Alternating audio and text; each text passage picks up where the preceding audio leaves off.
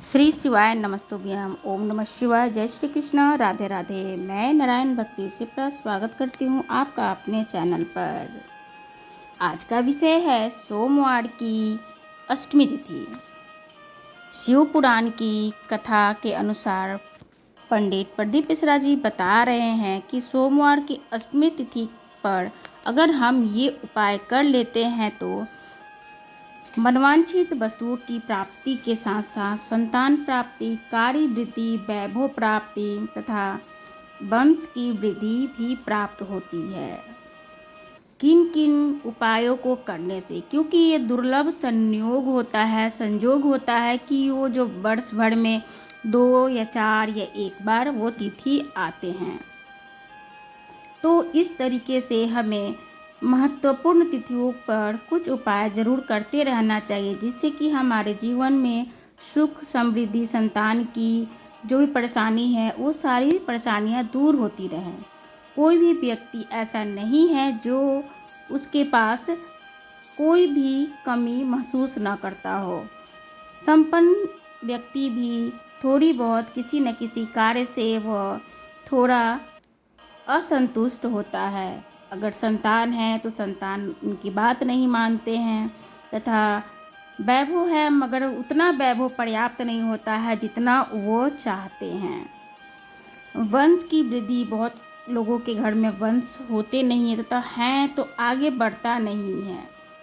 तथा मनवांछित वस्तुओं में भी सब कुछ वो मिल सकता है और मिलता है। शिव पुराण कथा के, शिव पुराण भागवत शिव पुराण के अनुसार वो क्या क्या चीज़ें हैं, तो 2 चीज़ें तो ज़रूर ही करना चाहिए। और करने में क्या जाता है, महाराज जी बताते हैं कि प्रैक्टिकल है, आप कर आप देखिए, श्रद्धा विश्वास रखिए।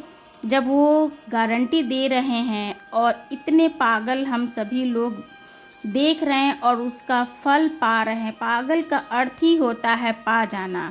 मैं तो जब से उनका भागवत शिव पुराण कथा टीवी पर सुनती हूँ तब से तो इतना मेरा इंटरेस्ट बढ़ गया है और सारे कार्य बढ़ते जा रहे हैं भोलेनाथ की कृपा से। नारायण तो यूँ मेरे हृदय में समाये ही होते हैं, तो नारायण में और शिव में मैं कोई अंतर नहीं करती। भक्ति हर जगह से लेती रहनी चाहिए। जैसे माता और पिता होते हैं, दोनों का आशीष चाहिए, वैसे ही भक्ति सभी देवों के साथ रखना चाहिए। मेरा भी मानना है और आपका भी है, क्योंकि सभी का डिपार्टमेंट अलग अलग होता है। कि इस तरीके से आप सोमवार की अष्टमी तिथि पर क्या करें उपाय, जिससे कि आपको मनवांछित वस्तुएं प्राप्त हो। आगे चलने से पहले अगर आप हमारे चैनल पर नए हैं तो चैनल को सब्सक्राइब कर दें और इसी तरीके की ज्ञानवर्धक चीज़ें देखने को और सुनने को मिलेंगी। और धार्मिक चैनल को आप ज़रूर अपना सहयोग देते रहें। सबसे सरल मान्यता है कि सोमवार की अष्टमी तिथि पर ये उपाय कर लेने से अगले सोमवार की अष्टमी तिथि आने तक वो कार्य आपका 200% पूरा हो जाता है। तो वो क्या करना है उपाय, सोमवार की अष्टमी तिथि के दिन हमें 31 चावल के दाने लेने हैं। कितने? 31 चावल के दाने, 31 मूंग के दाल, यानी मूंग के दाने जो हरे वाली मूंग होते हैं साबुत वो, तथा 31 बेलपत्र जो कटे फटे ना हो। अब उसको हमें क्या करना है, तो सोमवार के अष्टमी तिथि के दिन, जो कि आपको इसी सोमवार को पड़ रहा है, यानी कि 26 तारीख को पड़ रहे हैं, तो जो 31 चावल के दाने हैं उसे मंदिर जब जाएं आप सोमवार के दिन, तो मंदिर के चौखट पर आप रख दें, साइड में कहीं पे भी साइड में आप मंदिर में प्रवेश करें तो साइड में आप रख दें। दूसरी मूंग की दाल जो है, मूंग 31 दाने, उसे आप नंदी महाराज के पैरों का जो अंगूठा उठा हुआ है उस पैर के पास आप 31 मूंग के दाल रख दें। वहीं पे आप 31 बेलपत्र आप अशोक सुंदरी की जगह पर रख दे, अपने मन की कामनाएं कहते हुए। इस तरीके से आप रखते हैं तो आप निस्संदेह अगला जब सोमवार की अष्टमी तिथि आएगी तब तक आपके वो कार्य पूरे हो जाएंगे, जो कि वो इसी साल 20 नवंबर को पड़ेगी। दूसरी कहीं चौथी सोमवार की अष्टमी तिथि, क्योंकि पहला और दूसरा फरवरी में आकर चले गए थे और ये जून में एक 11 तारीख को अष्टमी तिथि गया है, एक ये 26 तारीख को सोमवार की अष्टमी तिथि तथा चौथा सोमवार की अष्टमी तिथि 20 नवंबर को आएगी। तो आशा करते हैं कि 20 नवंबर पे जब सोमवार की अष्टमी तिथि आए उससे पहले हम सभी का कार्य महादेव की कृपा से पूर्ण हो गया हो। उपाय नंबर 2, संतान प्राप्ति, कार्य वृद्धि, वैभव लक्ष्मी की प्राप्ति तथा वंश वृद्धि के लिए हमें पारिजात का फूल महादेव को अर्पित करना है। किस तरीके से अर्पित करना है? शिव पुराण कथा के अनुसार हम सभी इतना तो जान गए हैं कि शिवलिंग की पूजा हमें कैसे करनी है। तो जो पारिजात की फूल की डंडी होती है, पुष्प होता है, सबसे पहले हमें अशोक सुंदरी की जगह पर चढ़ाना है।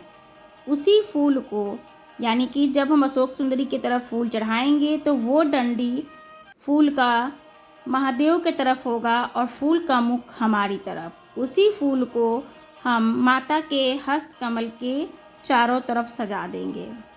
तो उस फूल को अगर एक फूल ले गए हैं तो एक फूल ऐसे रखें कि माता के हस्त कमल के तरफ और फूल का मुंह महादेव की लिंग की तरफ हो।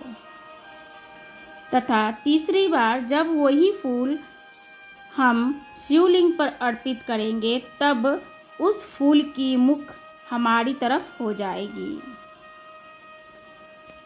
तो पारिजात की फूल चढ़ाने का नियम भी जान लिए, किस तरीके से पारिजात का फूल हम चढ़ाएंगे जिससे कि हमें मनवांछित चीज़ प्राप्त होंगी, संतान प्राप्ति भी होंगी, कार्य की वृद्धि भी होंगी, वैभव की प्राप्ति होगी तथा वंश की भी वृद्धि होगी। वहीं पर पारिजात का चंदन भी हम उनको त्रिकुंड लगाएंगे, स्नान करवाएंगे तो हमें इन सभी चीज़ों की प्राप्ति होती है। तीसरा ये चीज़ है कि पारिजात के पुष्प सोमवार के अष्टमी तिथि को ही चढ़ाने से इन सारी चीज़ों की प्राप्ति होती है। संतान प्राप्ति, कार्य की वृद्धि, रुकी हुई जितने भी अटके हुए कार्य होंगे वो सोमवार की अष्टमी तिथि के दिन करने से ये पूरे हो जाते हैं। पारिजात के पुष्प की जो पीछे वाली डंडी है उसे आप धोकर सुखा ले और उसे चंदन बना ले। उसे आप महादेव को नित्य भी लगा सकते हैं तथा 12 शिवरात्रि पढ़ते हैं उन पे लगाएं, अष्टमी तिथि को लगाएं, प्रदोष को लगाएं। पारिजात का फूल अर्पित से विशेष प्रकार के लाभ भी होते हैं। इस तरीके से पारिजात के फूल सोमवार की अष्टमी तिथि कर आप अपने मनवांछित फल की प्राप्त कर सकते हैं। शिवाय नमस्तुभ्याम। महादेव कृपा हम सभी के परिवार पर बनी रहे। फिर मिलेंगे एक नए विषय के साथ। तब तक देविदा मैं शिप्रा।